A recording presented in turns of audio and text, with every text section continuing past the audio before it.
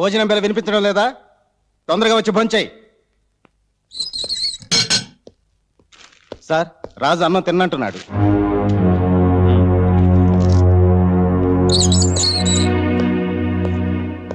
రాజు, ఎన్నాళ్ళు ఇలా అన్నం తినకుండా ఉంటావు? అయినా ఎందుకు నిరాహార దీక్ష? ఈ రోజు నా పెళ్లి రోజు. నా అన్న వాళ్ళు నాకు దూరమైన రోజు. బాధలందరికీ ఉంటాయి. అన్నం తిను. అయినా 2 రోజుల్లో విడుదల కాబోతున్నావు కదా. విడుదలైనా తిరిగి ఇక్కడికే వస్తాను. ఎందుకయ్యా చెడెదురు చూస్తావు? సార్, ఆషాఢ మాసం ఎప్పుడు పోతుందా అని కొత్త పెళ్లి కొడుకు ఎదురు చూస్తాడు. శ్రావణ మాసం ఎప్పుడొస్తుందా అని నిండు ముత్తైదువులు ఎదురు చూస్తారు. నేను ఎదురు చూస్తున్నది ప్రతీకార మాసం కోసం. అంటే మళ్ళీ జైలుకి వస్తావా? నా అనేవారు లేనివాడికి ఇల్లు జైలు ఒక్కటే. ఇన్నాళ్ళ నా జీవితంలో నేను బ్రతుకుంది 3 సంవత్సరాలే. నా భార్యతో నా పాపతో కలిసి స్వర్గం చూశాను. అంతా కోల్పోయాను. కుడిగట్టిన దీపంలో ఆరిపోయాను. ఆ బ్రతుకుల్లో చీకట్లో చెరిన వాడిని బ్రతకనివ్వం. ప్రతీకారం తెచ్చుకోవాలి. వద్దు రాజు, ఆవేశం ఎప్పుడూ పశ్చాత్తాపంతో అంతమవుతుంది. ఆ ఆవేశం లేకపోతే నేనే లేనని చాలా మంది చెబుతుంటారు.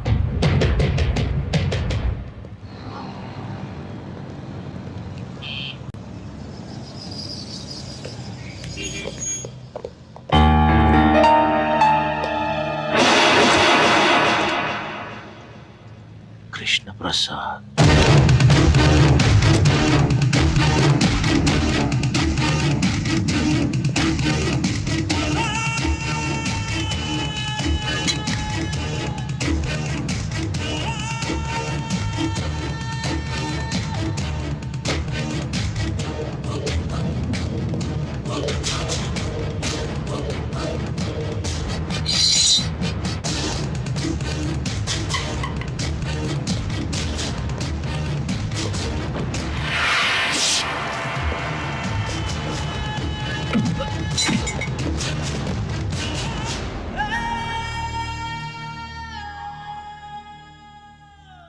నువ్వా?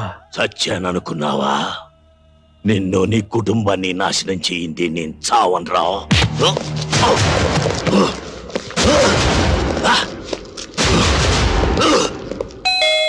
వస్తున్నా. అన్నయ్య గారు మీరా? రండి రండి, ఎన్నాళ్ళైందో మిమ్మల్ని చూసి. రండి కూర్చోండి. ఏమిటో మీరు ఉద్యోగం మానేసి పిల్లల్ని తీసుకుని ఎస్టేట్ లో ఉంటుంటే నాకు ఒకటి దిగులు. వదిన గారు పోయిన దగ్గర నుంచి ఒంటరి వారైపోయారయ్యే. అన్నట్టు పిల్లలు బాగున్నారా? బాగున్నారమ్మా. ఏం చదువుతున్నారు? మీరు సిటీకి ఏ పని మీద వచ్చారు ఇప్పుడు? బాబా, కాస్త ఊపిరి తీసుకొని ఇస్తావా? ఏదో బ్యాంక్ పని మీద వచ్చాడు. అక్కడేమో పాత నేరస్తుడు కత్తిలో బడవపోయాడు. ఏమిటి అలా పడిపోయింది? ఫిట్సా? నువ్వేం కంగారు పడకు. ఎవరన్నా హత్య చేయబోయారు చేశారు అని చెప్తే చాలు ఇలా పడిపోదు. బుద్ధి ఉండాలి, తెలుసుండి ఇలా మాట్లాడేందుకు. ఇప్పుడు ఎలా? హాస్పిటల్ తీసుకెళ్దామా? ఏం అక్కర్లేదురా. భగవంతుడు ఈ విషయంలో నాకు చిన్న ఫేవర్ చేశాడు.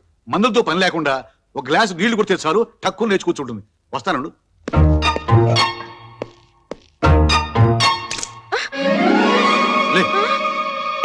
అన్నయ్య గారు మీకేం కాలేదుగా? గీసుకోలేదు గుచ్చుకోలేదు. తగిలింటే పోయి ఉండేవాడు. బంగాళాఖాతంలో ముంచా. దీని మూలంగా వాటర్ బిల్ పెరిగిపోతుంది. లే లే, ప్రాణాలు తీస్తున్నాం. ఏమైంది? ఏమీ కాలేదు. నువ్వు మళ్ళీ పడవు. వెళ్ళి కాఫీ పట్టరా. ఓ అలాగే. ఇదిరా వరుస. ఒరే కృష్ణ, నీ మీద అటాక్ చేసిన శంకర్ దాదా గారిని లైఫ్ లో దేనికి పనికి రాకుండా చేస్తాను. పోలేరా పాప, ముసలాడు అయిపోయాడు. 4 తన్నుదిలే.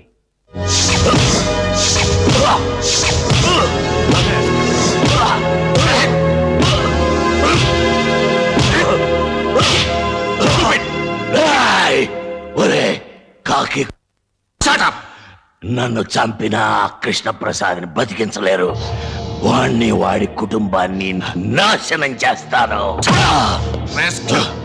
1.5 కాలుతో ఉన్నావు, ఆ కాలు కూడా వెనకొట్టిస్తాను, నేల మీద తెగిస్తాను. అర్థమైందా? కమాన్. సార్, వాడి మీద కేసు ఫైల్ చేయమంటారా? వద్దు. రేపు వీడి కొడుకులు 3 జైలు నుంచి విడుదలవుతున్నారు. డెఫినెట్ గా వీడిని కలుస్తారు. వీడిని ఒక కంట కనిపెట్టి ఉండండి. ఓకే? Yes sir. ఇక్కడికి ఎందుకు వచ్చావు? సరే, ఏదో ఇబ్బందులు ఉంటున్నావు, ఇది ఉంచు. ముష్టి వేస్తున్నావురా ముష్టి. నేను జైలుకు వెళ్ళక ముందు నా ఇంట్లో కుక్కలా పడి ఉండేవాడివి. ఎంగిలి మెతుకులు మిగిలితే చాలని ప్రాధేయపడేవాడివి. నా మంచితనాన్ని క్యాష్ చేసుకొని లీడర్ అయ్యి ఎమ్మెల్యే అయ్యావు. నేను జైల్లో ఉన్నప్పుడు కనీసం ఒక్కసారి నన్ను పలకరించడానికి వచ్చావట్రా? కాదా, నేను రాజకీయాల్లో ఉన్నాను, పైగా నాకు క్లీన్ ఇమేజ్ ఉంది. Clean image? నేలాంటి రాజకీయ నాయకుడికి మురికాలవుకి తేడా లేదురా. అన్నం తినే కుడి చేత్తో అశుద్ధం కడిగి ఎడం చేత్తో కూడా అవినీతిని తినడం అలవాటైపోయిందిరా. కోపం తెచ్చుకోకు. ఇప్పుడు నన్నేం చేయమంటావు? రేపు నా పిల్లలు విడుదలవుతున్నారు. ఆయుధాలు, వ్యాన్ కావాలి.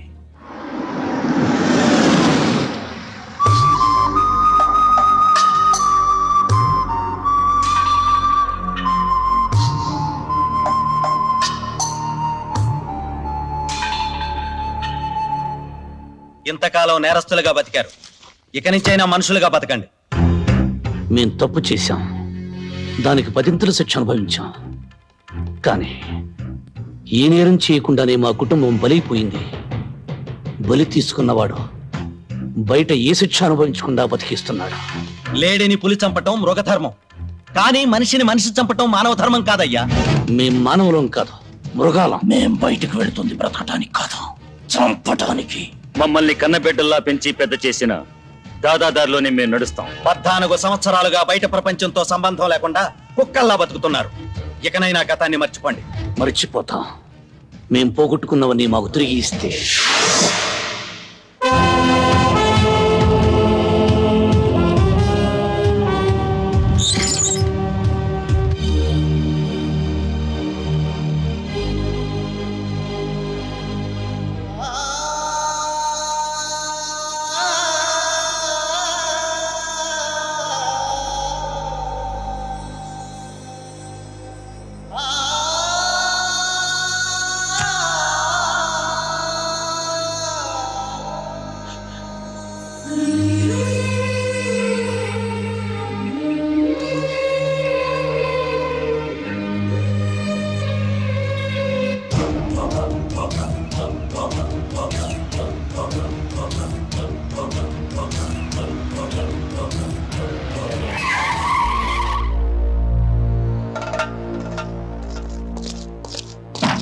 వ్యాన్ దిగి జీపెక్కండి. ఎందుకు? అంతా స్టేషన్ లో చెప్తాం, ముందు పదండి.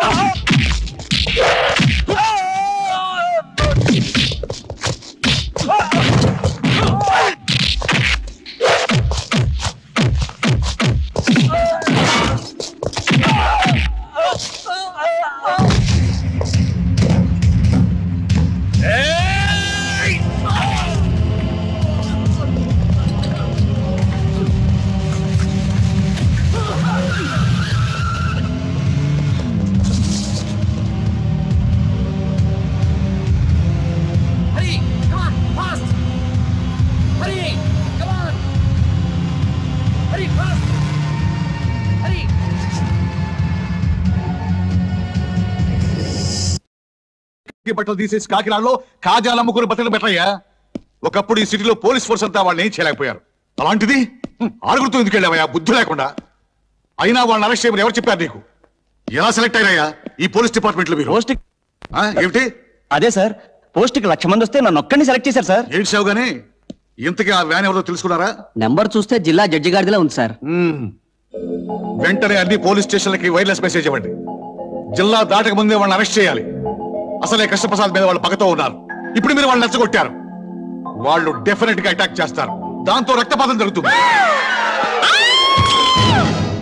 ఓసిని అమ్మ కడుపు కావాలి. నువ్వు ఎప్పుడు వచ్చావే?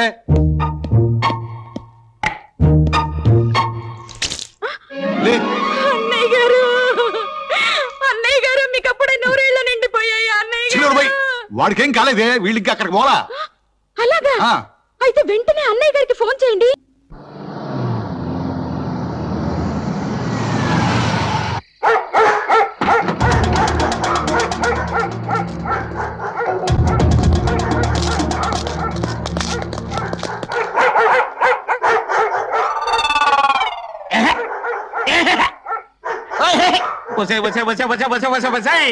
పాడు కుక్కలారా, ఈ అరుపులతో నా చెవులు చిల్లులు పడిపోతున్నాయి కదే.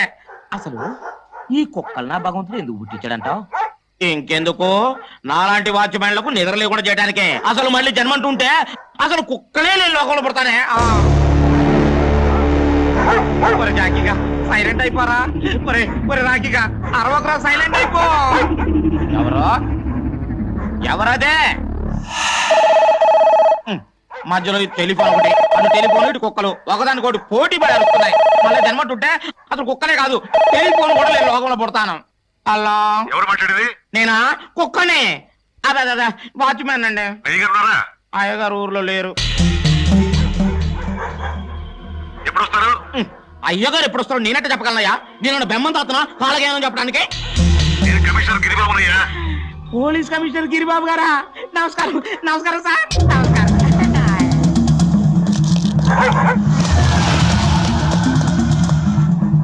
ఎవరో ఎవరదే? ఎవరిదబ్బ వ్యాను? వచ్చింది, ఆగింది, వెళ్ళిపోతుంది.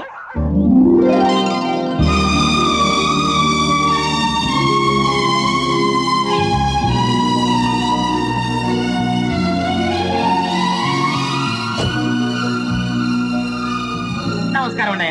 ఇదేనా రావడం? అబ్బే, రాత్రంతా బయట పడుకుని ఇప్పుడే లోపలికి వస్తున్నావు. అమ్మాయి గారు నన్ను ఏడిపించేటప్పుడు ఇంకో పని అడుగుతున్నాయి. అయ్యగారు ఆగండి ఆగండి ఆగండి ఆగండి ఆగండి. అయ్యగారు రాత్రి అంతా కంటి మీద కునికి లేదంటే నమ్మండి. మన రాఖీ జాకీ గళ్ళు తెల్లారు ఒకటే అరవడం. వాటికి పెట్టాల్సిన మాంసం నువ్వు తినేసి ఉత్తర్లో పెట్టు. అమ్మాయి గారు రాత్రిలో దొంగలు వచ్చినట్టు నాకు అనుమానం. చిచ్చి, నువ్వు ఎప్పుడు చెప్పినా ఇలాంటి కథలే చెప్తావు. అయ్యో నా మాట నిజమండి. అయ్యగారు అది కాదు.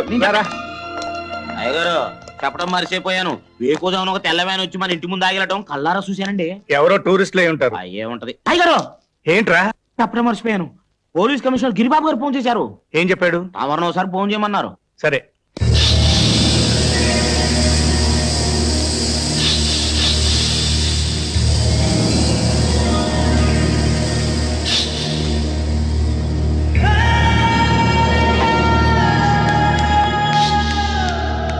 దాదా వీళ్ళే కృష్ణప్రసాద్ కూతుళ్ళు.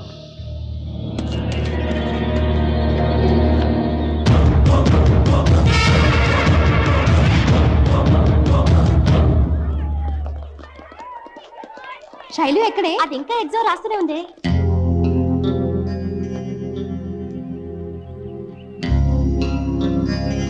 వాళ్ళు నలుగురు సిటీ నుంచి తప్పించుకున్నారు. జైలుకెళ్లి జైలర్ని, వార్డెన్స్ ని, ఖైదీల్ని ఎంక్వైరీ చేశారు. వాళ్ళ లక్ష్యం నిన్ను నీ పిల్లల్ని చంపడమే. పగ నా మీద కదా, నా పిల్లలు ఏం చేశారు? వాళ్ళ మీద ఎందుకు కక్ష? పగబట్టిన వారికి పిల్లలేమిటి, పెద్దలేమిటి? నేరం నేను చేసుండొచ్చు. అందుకు భగవంతుడు నాకు శిక్ష విధించాడు. నా భార్య నా కళ్ళ ముందే అనారోగ్యంతో చనిపోయింది. ఇప్పుడు ఇప్పుడు నా పిల్లలు ఇప్పుడు నా పిల్లలు ఎందుకు టెన్షన్ ఫీల్ అవుతావు? ఈ పాటి పరీక్షలు అయిపోయి వెళ్ళి తీసుకుందాం పద. కమాన్. శైలు ఎలా రాసావే? Last question వదిలేసానే. ఏ ఎందుకు వదిలేసా? టైం సరిపోలేదు.